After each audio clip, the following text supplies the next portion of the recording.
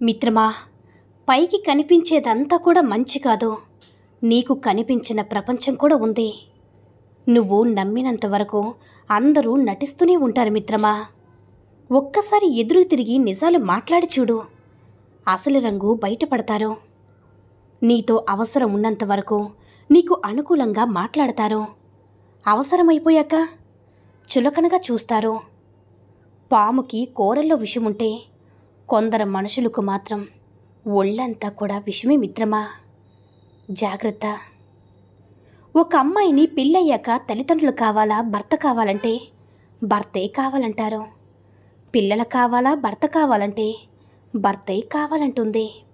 కానీ భర్త మాత్రం వీరిద్దరి తర్వాతే భార్య ఉండాలనుకుంటారు. విచిత్రం కదా మిత్రమా. మనమంటే ఇష్టం లేదని ఎవ్వరూ కూడా ప్రత్యేకంగా చెప్పరు. వారి ప్రవర్తన బట్టి మనమే అర్థం చేసుకోవాలి. కష్టమైన నష్టమైన మనమే దూరం అవ్వాలి.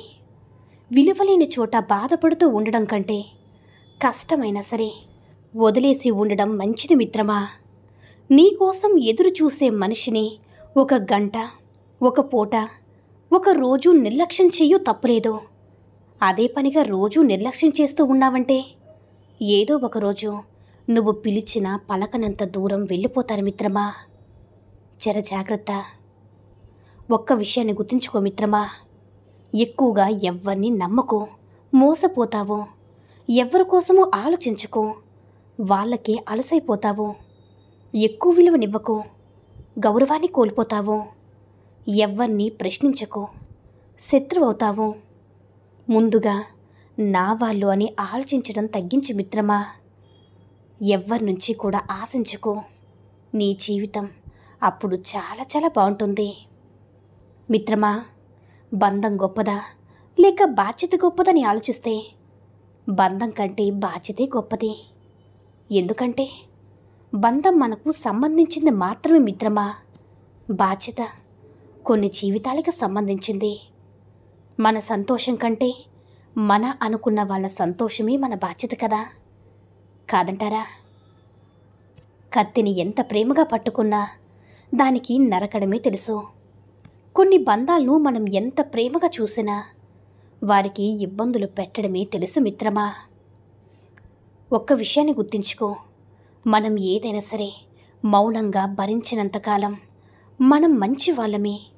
ఎప్పుడైతే భరించలేక ఎందుకు అని ఎదురు ప్రశ్నిస్తామో అప్పుడే మనమెంత మంచి చేసినా అన్నీ మర్చిపోయి మరి మనకి ఎక్కడా లేని చెడుతనాన్ని అంటగట్టి మనకే తెలియకుండా మనల్ని ప్రపంచానికి ఇంకోలా పరిచయం చేస్తారు.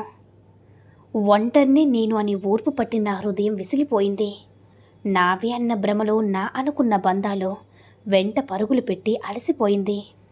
నటించే మనుషుల మధ్య నా మనసు నమ్మక ద్రోహానికి గురైంది. నా వాళ్ళెవరో పరాయి వాళ్ళెవరో తెలుసుకునే లోపే నా మనసు ముక్కలైంది. మానవాళ్ళే అని మనం ఎంత అనుకున్నా మనల్ని పరాయి వాళ్ళుగానే చూస్తారు మిత్రమా కొందరు. అవసరమా మనకిలాంటి బంధాలు? కాస్త ఆలోచించు మిత్రమా. తప్పు చేసి కూడా మాటలతో సమర్థించుకునేవారు కొందరైతే ఏ తప్పు చేయకుండానే మాట్లాడలేక మౌనంగా ఉండేవారు మరికొందరు మిత్రమా. మిత్రమా, జీవితంలో ఎప్పటికైనా సరే ఒంటరిగా బ్రతకడం నేర్చుకోండి. ఎందుకంటే ఎవరు మీదైతే ఆధారపడతారో, బాగా నమ్ముతారో వాళ్ళే మిమ్మల్ని అందరికంటే ఎక్కువగా హర్ట్ చేసి మరీ వెళ్ళిపోతారు మిత్రమా. గుర్తుంచుకో, నువ్వు ఇష్టపడే వాళ్ళు నీకు విలువనివ్వకుంటే నువ్వు ఎంతగా బాధపడతావో, నిన్ను ఇష్టపడే వాళ్ళకి నువ్వు విలువనివ్వకున్నా సరే అంతే బాధపడతారు కదా. ఎంత కష్టంలో ఉన్నా సరే నీ కన్నీరు బయటకు రానివ్వకు మిత్రమా. ఆ కన్నీరు చూసి నవ్వుకుంటారు తప్ప ఏ ఒక్కరూ కరిగిపోయి నీకు తోడవరు. ప్రేమించిన వాళ్ళు పక్కన ఉంటే ప్రతిరోజు సంతోషంగా గడిచిపోతుంది. వాళ్ళు దూరమైపోతే వాళ్ళ జ్ఞాపకాలతో ప్రతి రాత్రి కన్నీటితో గడిచిపోతుంది. ప్రేమించిన ప్రతి ఒక్కరి జీవితంలో మర్చిపోలేని కొన్ని రోజులు ఉంటాయి మిత్రమా. ఒక్క విషయాన్ని గుర్తుంచుకోండి, సముద్రంలో ఉండే చేప కన్నీళ్ళు ఎవ్వరికీ కనిపించవు. ఒకవేళ అవి కనిపించినా ఎవ్వరికీ అర్థం కావు. మనిషి జీవితం కూడా అంతే. ప్రతి మనిషికి బాధలు, కన్నీళ్ళు ఉంటాయి. కానీ ఆ కన్నీళ్ళ వెనక కారణాలు ఎవ్వరికీ కనిపించవు మిత్రమా. ఒకవేళ కనిపించినా వారి కష్టాలు ఎవ్వరికీ అర్థం కావు. ఏవైనా స్వీయానుభవంతో తెలుసుకోవాల్సిందే. మిత్రమా, ఎంత ఆనందంగా ఉన్నా ఎవరైతే గుర్తొచ్చి మీ కంట కన్నీరు వస్తుందో వాళ్ళని మర్చిపోండి. ఎంత దూరంలో ఉన్నా సరే ఎవరైతే గుర్తొచ్చి మీ పెదాలపై చిరునవ్వు ఉదయిస్తుందో వాళ్ళని వదులుకోకండి. ఒక్క విషయాన్ని గుర్తుంచుకో మిత్రమా, మనసు కళ్ళకు చెప్పిందట, ఎక్కువగా ఏడవకు, నాకు బాధేస్తుంది అని. అయితే కళ్ళు ఇలా జవాబిచ్చాయి, నువ్వు ఎక్కువగా బంధాలు పెంచుకోకు, నేను బాధపడాల్సి వస్తుంది అని. అవునా మిత్రమా, మనసు కన్నా పెద్ద సమాధి మరొకటి లేదు. చెప్పాలనుకుని చెప్పలేని భావాలు, చెప్పుకోలేని దుఃఖాలు, కన్నిటిని కూడా పైకి రానివ్వని వేదన, ఎన్నెన్నో మధుర జ్ఞాపకాలు, ఎందరినో బాధ పెట్టేసే సమాధి మనసు మాత్రమే మిత్రమా. నీ జీవితం శాశ్వతం కాదు, ఏ జీవితానికి కూడా గ్యారంటీ లేదు. జీవించే కొంతకాలానికి ఎన్నో బాధలు, బంధాలు, బాధ్యతలు. ఎవరైనా చనిపోతే పాపం పోయాడు అంటాము, బ్రతికి ఉంటే ఇంకా పోలేదా అంటాము. రేపనే దాన్ని చూస్తామో లేదో తెలియని మన బ్రతుకులు, పగలు, కక్షలు, పంతాలు ఎందుకు మిత్రమా? ఎవరు ఉండి తినేది లేదు, ఎవరు పోయి సాధించేది లేదు.